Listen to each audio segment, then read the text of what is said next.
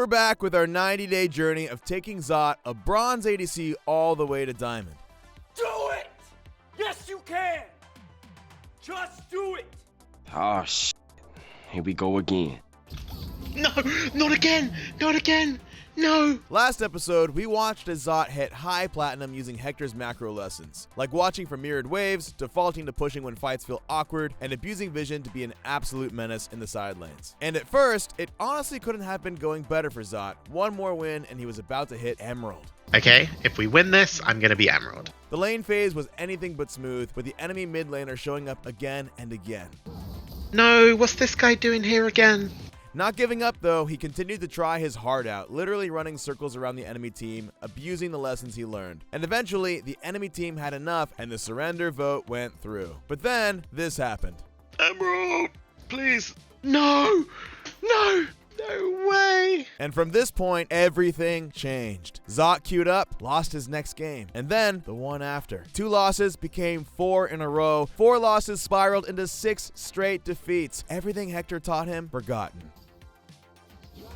What am I doing? I know there's no way I can win that. Why am I fighting him? And by the end of it all, Zot found himself right where he started, Plat 3. I swear, this has got to be the worst I've ever played. It's like 2 whole weeks climbing gone in a single night. League of Legends solo queue, the challenge itself, and being forced to play ADC had finally started to break him. I don't even know if I can do this anymore. ADC is like just miserable. I mean, I have 90 days to hit diamond. I'm just at this like mercy of my support in lane every single game. And then I come out and I see every other lane is losing as well. So it's like, how do I even begin to carry? I just don't even know if this challenge is possible. A feeling every ADC main knows all too well. But that's where Hector came in, with the lesson that would hopefully turn everything around. How to carry from behind. And if you're enjoying this series and are looking to climb as an ADC, you can get the full experience in our Bronze to Diamond course at skillcap.com. Join the countless players climbing alongside Zot, following the exact same path, lessons, and coaching. Just use the link in the description for a one-time exclusive discount. Anyway, back to the video. If you feel like you have to win, you can't play your best because you need the win, right? Because this is where you were when you started. But if you lose, you go here in LP, whereas the win was here. So you have to win a game to get back to where you were, and then another to get to where you should be. It feels really bad, right? And like everybody watching this knows, it honestly feels even worse to lose on a role as team reliant as ADC. Like Zot said earlier, whether you win or lose lane often isn't even in your hands.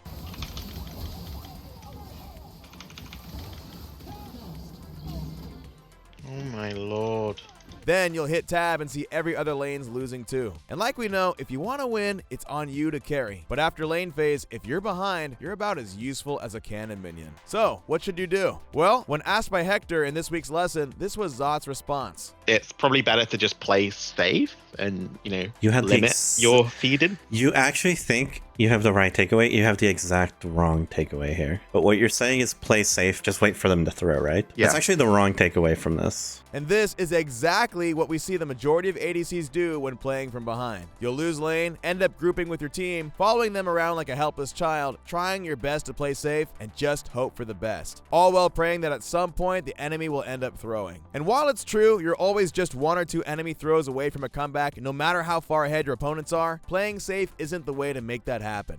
If you want your opponents to throw, you've got to create chaos. So when a lot of players fall behind, a big issue that tends to happen is that they're afraid of falling even further behind. But in solo queue, this shouldn't really concern you. Think about it. There is almost no difference between being down 5,000 gold or being 20,000 gold down. Everyone, at the end of the day, is one-shotting you anyway, and you can't really do anything about it. All you can do is wait for your enemies to eventually make a mistake and hope that they throw. Not only this, but comeback mechanics are stronger the further behind that you are. So even if you're 30,000 gold behind, all it takes is 1 or 2 throws by the enemy team to be back in the game. So when you're playing from behind, you don't have to be afraid of falling further behind. If you or your teammates die, it doesn't really matter all that much. You should do everything in your power to keep getting minion waves, even if it's a bit risky. This way you keep getting items, getting stronger, so when the enemy team eventually does make a mistake, you'll have the damage to actually punish them and kill them to get that shutdown goal. So as long as you consistently keep getting more minion minion waves and getting more items, it doesn't really matter how often you die. And honestly, a lot of you are probably familiar with this type of playstyle to some extent. From a certain streamer some even call the Messi of League. Believe it or not, this playstyle is just as effective on ADC. And something Zot was beginning to take advantage of to claw his LP back after his rough loss streak, like in this game here. After a rocky start to the early game with a few, let's just say, very unfortunate 2v2 deaths that could have gone either way, then a couple of ganks, Zot has found himself 1-6. Fair enough, these type of games happen, we've all been there. But despite this, he's going to carry this game. Not by playing safe and grouping, but by taking risks. Like here, Zot heads to bot lane while the rest of his team are fighting around Herald. Seeing the 7-2 Misfortune, who's both a level and completed item over him, does he cower away and give up the turret? No, he takes the risky fight. Knowing his rune trade lesson from a few weeks ago, he recognizes there's a small chance he could maybe win. And luckily, he does, grabbing some more minions and the Gromp before heading back to base. Then, Zot does the exact same thing again. Heads to bot, sees the Shyvana, and this right here is the perfect example of why this strategy is so good on the ADC. People love to underestimate you. Shyvana sees Zot is 2-6 and just completely disrespects him. But again, Zot checks items, sees they're both on 1.5 items, and knows he has a chance here again. Yes, it's a risk, but there's a chance. And even despite missing his ward in the bush, he gets another big kill, enabling him to then push even more waves. And how he's able to do this, despite ending lane phase 1 and 6, is that he's kept up in farm the entire time, even surprising his team with how useful he's still being. But Zot is taking a huge risk every time he just leaves his team alone. Like we just saw, they all died while he was down here in bottom getting some random shutdowns and waves. This is the risk you're taking by just going off into a side lane and praying to farm up. What if your entire team just dies while you leave them alone? But you need to remember that you are playing from behind. Exactly like what we discussed, there is no difference between 5k gold behind or 30k gold behind. You still can't do anything. So it doesn't matter if your team dies and falls further behind. All that matters is that Zot is trying to get items and get strong, so he can look to punish mistakes later on. But there is one exception to when you should ignore what's happening on the map: Dragon Soul. There's a super simple reason for this. It never goes away. Throws or catch-up mechanics stop mattering when your opponents have a permanent powerful buff. When behind, your goal is to be as strong as possible for that eventual Dragon Soul fight that your opponents will force you into with their lead.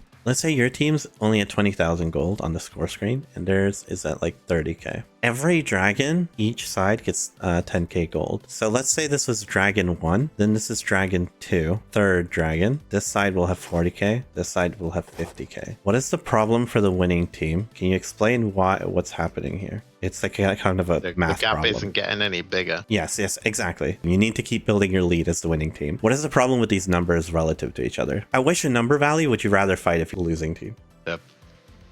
20k? Okay, you are trolling me. No, if you are the losing team, at which gold amount would you rather fight? The first, second, third, or fourth? Oh, fourth. Yes, because the relative value is much less important. This is one of the most important lessons for coming back in games. Now, as Zot pointed out though, the enemy team should technically be getting further ahead. Players in low elo suck at extending their leads though. But even if they did get further ahead, you would rather fight at a 50,000 to 65,000 gold deficit rather than fighting at a 20,000 to 30,000 one. Understanding that, going back to our game, Zot's not done clawing his way back just yet. He rotates to mid, gets flamed by the Zyra again for being the reason she got caught out, obviously, pushes another wave, and he takes the turret while everyone is just standing around at Dragon. Gets flamed some more, grabs another wave, then begins to hit the tier 2 turret while his team are coin flipping a fight while they're already behind in both gold and numbers over the second dragon of the game nonetheless. Like we said, low elo players will just fight every single dragon, regardless of which one it is, instead of trying to get as strong as possible for soul. But when they die, Zot trades for a tier 2 turret and yet another minion wave. Gets flamed a little more in the chat, collects a final wave top, and then bases on 3.5k. Not bad for a day's work. But just like that, Zot went from a 1-6 ADC who barely had an item, while also being down multiple levels, to one of the highest levels in the game with nearly 3 completed items to his name. And from here, can now look to start actually taking some agency back and contributing to the game. Remember, Zot was 1-6, now he's 5-10, but he's the highest level in the game with the most items. Watch. He walks up to the fight, basically stands still, tanks every skill shot coming his way, but he destroys the enemy team in a couple of auto attacks, and then then he dies because he forgot about the Kha'Zix that he had full vision of the entire fight. I love what I'm working with here. But anyways, what makes League especially brutal compared to other competitive games is the mental hurdle of how punishing it can feel to be behind. Which makes sense. In shooters like Valorant, for example, if you die, oh well, the round will reset and you get a fresh start. But in League, falling behind means your opponent can end up snowballing and the result can feel absolutely miserable. However, especially in lower elos, as we said earlier, you'll rarely find a team coordinated enough to close out the game using that advantage. And this is something Hector explained to Zot in their lesson. Game is very like snowbally. However, the game has insane comeback mechanics, like absolutely bonkers comeback mechanics. You may have noticed this. Like sometimes the enemy team throws once and you're just in the game, right? Yeah, big shutdowns and towers and stuff. Yes, so you'll get like 1,000 gold from one guy. So the way I think about League is that you're always 1 to 2 throws away from a comeback, almost regardless. Like let's say you're down 5,000 gold or you're down 30,000, which is like unrealistic, but yeah. It only takes you 1 to 2 comebacks to come back from this, like even 30,000 gold. The reason why is because the comeback experience from killing someone higher level than you, you'll just get a ton of XP. You get their bounties, but then also the objective bounty, or like there's just so much to get on the map when you randomly get a shutdown, because you're losing, right? All your towers are dead. This is dead, this is dead, this is dead. But all their towers are up. If you're losing that badly, most of their towers are up, right? Yeah. So if you killed someone, you get their shutdown, you get the comeback experience, then you get a tower. I don't know, you're always 1 to 2 comebacks away from winning a game. The truth is, even if it doesn't feel like it in the moment, the losing team has so many advantages. And Zot started to notice just how apparent this was in his next game. His Shaco killed Diana on her red buff, stole it, took her Raptors, picked up a kill bot, killed her on Gromp, stole it again, took her blue, full cleared his own jungle, then killed her at red and stole it again. Now, in earlier seasons, the game would be completely over. But with the comeback mechanics in place now, look at how much XP she's getting per camp. Couple this with a kill on Shaco a little later into the game, and it's not long before she's equal on levels somehow. But obviously, this is jungle specific. But it's just a hilarious example of how truly busted these mechanics are. More specifically to ADC though, aside from the obvious catch-up mechanics like shutdowns, objective bounties, and catch-up XP, the one that's going to benefit you the most is the one that's almost invisible, as Hector explained to Zot in their lesson. This following mechanic is the biggest reason why players suck at closing out games, and why there's always a good chance for a comeback in low elo. The team that has a higher average level, the winning team basically, their minions get stronger. You can check this by clicking the minion waves on the top left. What happens as the losing team is that the waves are constantly pushing towards you because of this. Imagine that during the laning phase, the waves were always on your side. You'd be super happy, right? You can see the effect of this minion buffing mechanic in a losing replay. Go to like 20 minutes into the game and watch a wave that no one is touching. It will just sit between the tier 1 and tier 2 towers the entire time. So as the losing team, it becomes very easy to go catch those waves for farm. And because low elo players are not very good at side laning, the winning team passively bleeds a ton of minions and slowly their lead starts fading. And another thing to consider is that their minion waves get even stronger if they have a tower advantage over you. So basically, if they've taken 2 towers in bot lane, whereas you haven't taken any, they have a 2 tower advantage, so the minions in bot lane are going to get that much stronger. Now, think back to your games. How do you feel when you lose first turret in lane? Terrible, right? Well, this is a massive misconception. If your team is at a level and tower disadvantage, as Hector just discussed, minion waves are just going to keep pouring to your side of the map. So you shouldn't feel like you're doing something wrong by being behind in towers. It's actually helping you in an invisible way most players don't notice. Understanding this mechanic has helped Zot tremendously in coming back and losing games. The reason this works so well is that people in lower elos think the best way to win games while they're ahead is to just group up.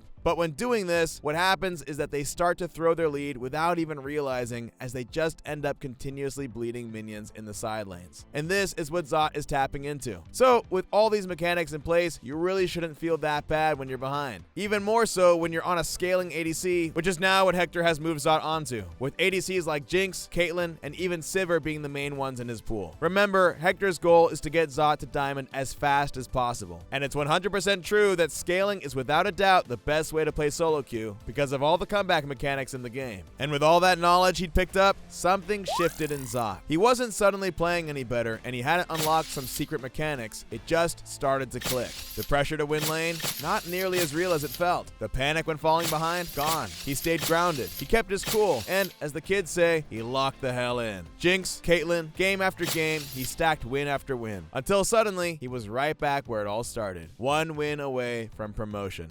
Okay, we're back where we started. If I win this game, I'm pretty sure I get Emerald this time. It started off well, with Zot relentlessly pushing Lucian under turret, until Akshan showed up for a gank. Narrowly escaping, Zot choked and died to the Hui Q under turret. Man. Then, after coming back to lane, getting a little overconfident, he took a turret shot and got ran down for his second death. And things didn't get any better, as he returned to lane, tried to help his jungler, and died in the river. The pressure was at an all-time high, and with the score 3-8 overall, and Zot 0-3, and being flamed by his rise, it wasn't looking good. Hey Siri, play Eye of the Tiger. But despite his team wanting to forfeit, Zot knew there was still hope. Pushing in bot, taking a risk, and flashing forward for a shutdown on the Zyra, with the Akshan barely escaping. Before then roaming again and getting another kill on the Hui. But he wasn't out of the woods yet, as the enemy roamed to bot once again and Zot traded 1 for 2, taking his turret afterwards. Many players at this point though would lose hope, but this was exactly what Zot wanted. He pushed in bot, took a free turret while his opponents tried to group, based, went top, took another turret and was farming up a storm while they bled minions. Then, while his opponents all grouped up around Dragon, he pushed in mid, escorted his Briar out, and then took down the mid tier 2, rotating straight up to top and grabbing the tower there as well. And even despite the early game, he was now almost 100 CS up on the enemy ADC and mid as they just lost minion after minion, enabling Zot to finally get his own back on the Akshan who set him behind early. And just like that, his team secured Baron, pushed mid, and the game was over, with Zot ending 3 levels higher than the 11-5 enemy Akshan and nearly 5 whole levels over the Lucian, just by following his lessons. He finally did it. Nice, finally, man. Feels good. It looks like Plowick up there. That's sad. But what Zot doesn't know is that Emerald is where the real climb begins. Getting here was already a struggle, but from this point on, every game's going to test him harder than the last. And Hector, he's already mapping out every lesson, every strategy, every hard truth Zot's going to need to hear if he wants to make it to Diamond. Because the next stretch, it's not going to be easy. Want to follow Zot's exact path to Diamond? Unlock his complete journey at skillcap.com, including VOD reviews, live coaching sessions, and the full-length lessons that have transformed his gameplay. With over 150 hours of exclusive content, including early access to next week's lessons, giving you the exact roadmap that got Zot from Iron to Emerald and beyond. Begin your climb today using the link in the description below. But for now, thanks for watching, and we'll see you in next week's episode.